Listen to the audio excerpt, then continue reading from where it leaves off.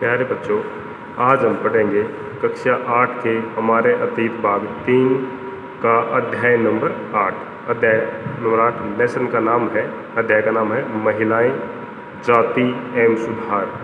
इस लेसन में हम पढ़ेंगे कि प्राचीन काल में या पुराने समय में हमारे भारत में या भारतीय समाज के अंदर महिलाओं की और जाति व्यवस्था या निचली जातियों की कैसी दशा थी और उनमें सुधार लाने के लिए किन किन लोगों ने कौन कौन से प्रयास किए।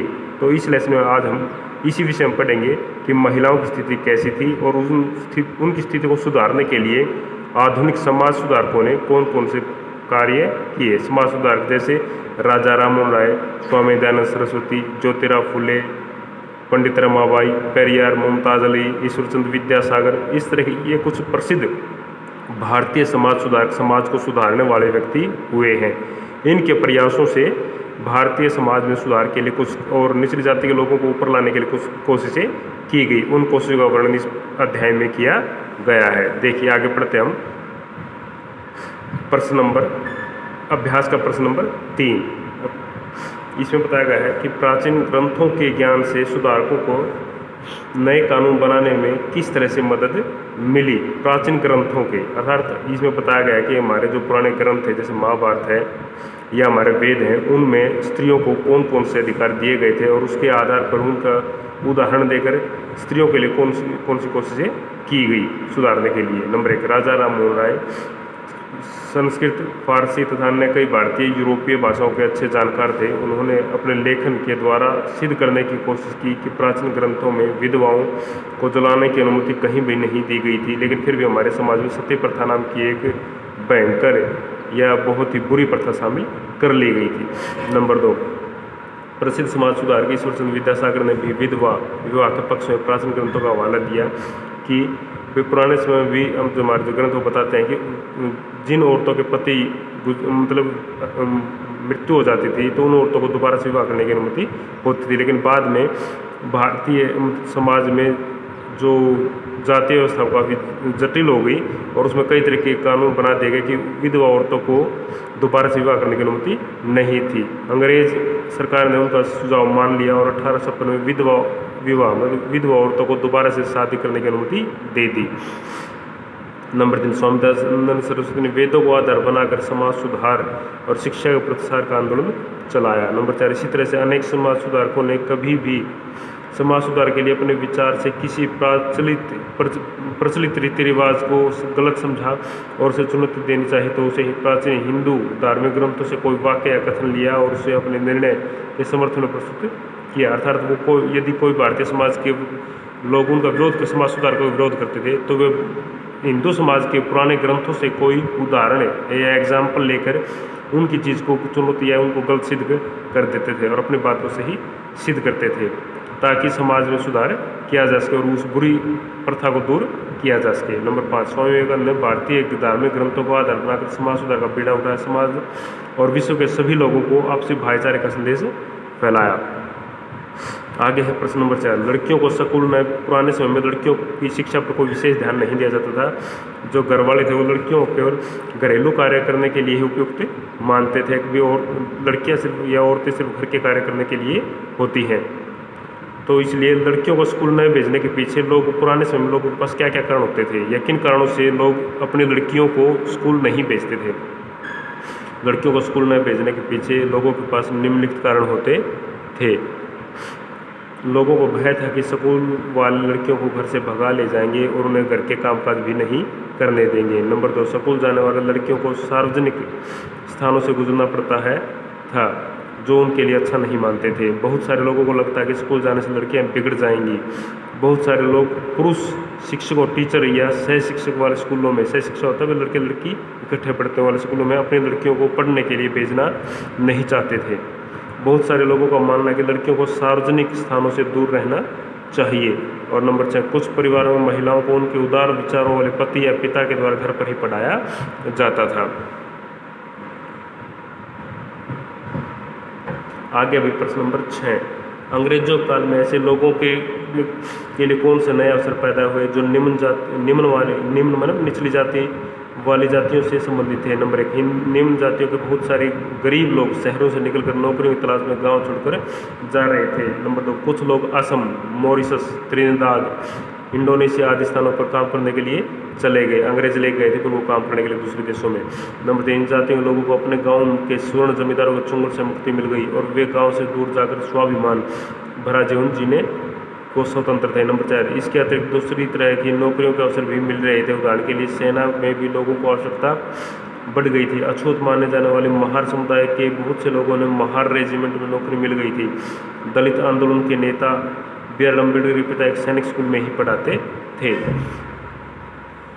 आगे वही प्रश्न नंबर 7, ज्योतिराव और अन्य समाज सुधारकों ने समाज में जातीय असमानताओं की आलोचना किस तरह से सही ठहराया। नंबर ज्योतिराव फुले ने समाज में फैली जाति प्रथा का घोर विरोध किया।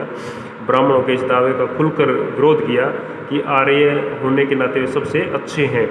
ज्योतिराव फुले का विचार था या तर्क था कि आर्य विदेशी थे। आर्य जो लोग हैं वो विदेश से आए थे, जो उपमहाद्वीप के बाहर से या मतलब भारत के बाहर से आए थे, और उन्होंने इस मिट्टी के असली वारिस जो यहाँ पर उनके आने से पहले रहते थे, मूल निवासियों को हराकर उन्हें बंदी बना लिया था।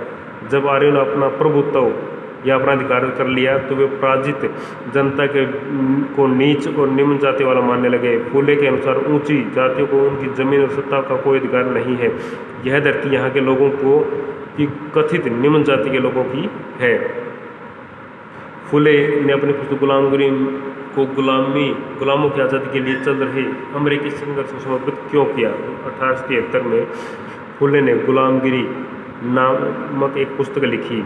गुलामगिरी जैसे नाम से स्पष्ट है, बिन गुलाम लोगों के लिए। इसमें लगभग 10 साल पहले अमेरिकी गृह युद्ध हो चुका था, जिसके परिणाम स्वरूप अमेरिका में दास प्रथा समाप्त कर दी गई थी। फुले ने अपनी पुस्तक उन सभी अमेरिकियों को समर्पित की जिन्होंने गुलामों को आज़ादी दिलाने के लिए संघर्ष किया था।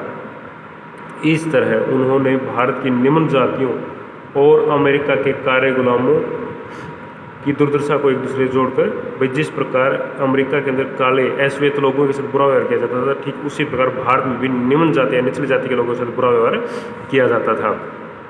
नंबर 9, मंदिर प्रवेश आंदोलन के जरिए अम्बेडकर क्या हासिल करना चाहते थे। नंबर 1, अम्बेडकर एक महान परिवार में पैदा हुए। बचपन में उन्होंने इस बात को बहुत अपने पास से महसूस किया था कि रोज़ आम जिंदगी में जाति क्या होता है, भेदभाव और पूर्वाग्रह क्या होता है। पूर्वाग्रह शब्द का अर्थ होता है भाई हम किसी जाति या धर्म के विषय में बगैर उसके विषय में जाने उसके बारे में अपने मन में एक विचारधारा को उत्पन्न या पैदा कर लेते हैं जो उसके बारे में नकारात्मक भाव रखती है। इस विचारधारा को हम पूर्वाग्रह कहते हैं। तो पूर्वाग्रह स्कूल में उन्हें कक्षा के बाहर भूमि पर या जमीन पर बैठना पड़ता था। उन्हें स्वर्ण या ऊंची जाति के बच्चों द्वारा प्रयोग किए जाने वाले नलकों से भी पानी पीने का अधिकार नहीं था। नंबर 2, सन 1927 में अम्बेडकर ने मंदिर प्रवेश आंदोलन शुरू किया, जिसमें महार जाति के लोगों ने बड़ी संख्या में भाग लिया था। ब्राह्मण पुजारी इस बात पर बहुत क्रोधित हुए कि दलित भी मंदिर के जलाशय का पानी का प्रयोग कर रहे हैं। नंबर 3, 1927 से 1935 के बीच अम्बेडकर ने मंदिरों में प्रवेश के लिए ऐसे 3 आंदोलन चलाए। वे पूरे देश को समझाना चाहते थे कि समाज में जातीय पूर्वाग्रह या जातीय विचारों की जो पकड़ है, असमानता की जो पकड़ है, वो कितनी मजबूत है। आगे है वही प्रश्न नंबर लघुत्तरात्मक का प्रश्न नंबर 1। वर्तमान समय में मध्यम वर्गीय परिवारों में लड़कियों की स्थिति की मुख्य विशेषताओं का वर्णन करें। भाई आज हमारे समाज में लड़कियों की स्थिति कैसी है। वर्तमान समय में मध्य वर्गीय मिडिल क्लास फैमिलीज में लड़कियों की स्थिति बहुत विशेषताएं इस प्रकार से है। नंबर 1, वे स्कूल जाते हैं, उनमें से अधिकतर लड़कों के साथ पढ़ाई करती हैं। नंबर 2, बड़ी होने के पर उन्हें बहुत सारी लड़कियाँ कॉलेज और विश्वविद्यालयों में भी जाती हैं। नंबर 3, वे विभिन्न प्रकार की नौकरियाँ करती हैं। नंबर 4, बालिग होने पर कानून के अनुसार वे किसी भी जाति या समुदाय के व्यक्ति से शादी कर सकती है। प्रश्न नंबर 2, आज से 200 साल पहले सभी वर्गों में लड़कियों की स्थिति क्या थी। स्थिति ज़्यादा अच्छी नहीं थी। आज से 200 साल पहले लड़कियों की स्थिति इस प्रकार की। नंबर 1, ज़्यादातर लड़कियों की शादी कम उम्र में ही या छोटी उम्र में ही कर दी जाती थी। नंबर 2, उनके पति एक से ज़्यादा पत्नियाँ रख सकते थे। नंबर 3, विधवा होने पर महिलाओं को अपने पति की साथ चिता पर जिंदा जलना पड़ता था, जिसे सती प्रथा के नाम से जाना जाता। नंबर 4, उनकी पढ़ाई लिखाई पर कोई ध्यान नहीं दिया जाता था। आगे है प्रश्न नंबर 3, 19वीं सदी के समाज में दलित जातियों की स्थिति क्या थी प्राचीन काल में? नंबर 1, उन्हें अछूत या नीच माना जाता था। नंबर 2, इन लोगों को मंदिरों में प्रवेश करने की अनुमति नहीं थी। नंबर 3, ये लोग स्वर्ण जाति के लोगों द्वारा प्रयोग किए जाने वाले कुओं से पानी नहीं ले सकते थे। उनके घाटों और तालाबों में स्नान नहीं कर सकते थे। नंबर 4, इनके बच्चे स्वर्ण जातियों के साथ के बच्चों से बैठकर शिक्षा भी ग्रहण नहीं कर सकते थे। नंबर 4, प्रश्न नंबर 19वीं सदी में भारतीय समाज में जाति व्यवस्था की विशेषता बताइए भी। जाति व्यवस्था क्या थी? नंबर 1, ब्राह्मण और क्षत्रिय उच्च जातियों में गिने जाते थे। नंबर 2, व्यापार और महाजनी से जुड़े जातियों को वैश्य कहा जाता था, जिसे हम बनिया आज बनिया बोलते हैं। नंबर 3, तीसरे वर्ग में खासकर बुनकर कुम्हार आदि आते थे, जिन्हें शूद्र कहा जाता था। नंबर 4, जाति व्यवस्था के सबसे निचले पायदान में ऐसी जातियाँ थी जो गाँव या शहरों की साफ सफाई का काम करती थी या ऐसे कार्य करती थी जिन्हें उच्च जातियों के लोग अछूत मानते थे। उन जातियों को अछूत माना जाता था। नंबर 5, 19वीं सदी में जाति व्यवस्था के सबसे निचले पायदान पर खड़ी अछूत जातियों की दशा कैसी थी? उनकी स्थिति बहुत ही खराब थी। नंबर 1, इन लोगों को मंदिरों में प्रवेश करने की अनुमति नहीं थी। नंबर 2, स्वर्ण जातियों के कुओं से इन लोगों को पानी लेने की अनुमति नहीं थी। नंबर 3, इन जातियों के लोगों को उन घाटों तालाबों में स्नान करने की भी अनुमति नहीं थी जहाँ पर ऊंची जाति के लोग स्नान करते हैं। नंबर 4, इन जातियों के बच्चों को स्कूलों में स्वर्ण उच्च जाति के बच्चों के साथ बैठकर शिक्षा ग्रहण करने का अधिकार भी नहीं था। आगे है प्रश्न नंबर 7, भारतीय नारी की दशा। भारतीय नारी की दशा को सुधारने के लिए आधुनिक सुधारकों के द्वारा किए गए 4 काम। भाई समाज सुधारकों उन्होंने औरतों की दशा को सुधारने के लिए कौन कौन से कार्य किए? नंबर 1, सती प्रथा। लेकिन स्त्री को या एक औरत को अपने पति की मृत्यु के बाद उसकी चिता के साथ जिंदा जलना प्रथा था। आधुनिक सुधारकों ने इस अमानवीय प्रथा को समाप्त कर दिया। नंबर 2, विधवाओं को पुनः विवाह करने की आज्ञा नहीं थी। समाज सुधारकों के प्रयत्नों से उन्हें दोबारा से विवाह करने की आज्ञा भी मिल गई। नंबर 3, आधुनिक सुधारकों को विश्वास था कि पर्दे में रहकर नारी कभी भी तरक्की या उन्नति नहीं कर सकती, इसलिए उन्होंने स्त्रियों को पर्दा न करने के लिए भी प्रेरित किया।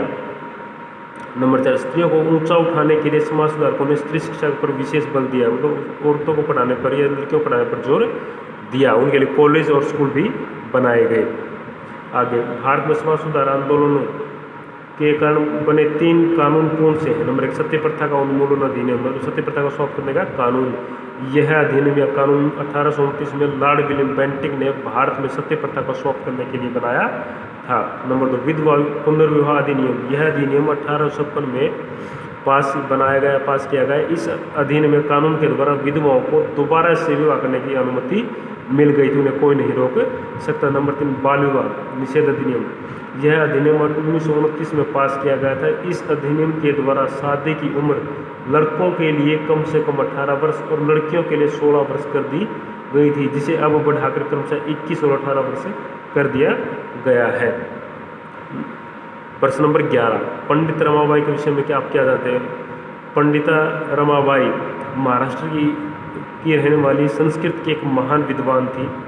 उनका कहना था कि हिंदू धर्म महिलाओं का दमन करता है, मतलब औरतों को दबाता है और उन्हें उनके अधिकारों को प्राप्त करने से भी रोकता है। उन्होंने ऊंची जातियों की हिंदू महिलाओं की दुर्दशा पर एक पुस्तक भी लिखी। उन्होंने पूना में एक विधवा गृह, मतलब जिन औरतों के पति मर जाते थे उन औरतों के लिए एक घर की स्थापना या आश्रम की स्थापना की, जहाँ पर ससुराल वालों के द्वारा किए गए अत्याचार झेल रही महिलाओं को शरण दी जाती थी। वहाँ महिलाओं को ऐसे काम सिखाए जाते थे जिनके सहारे वे अपनी रोजी रोटी कमा सकती थी।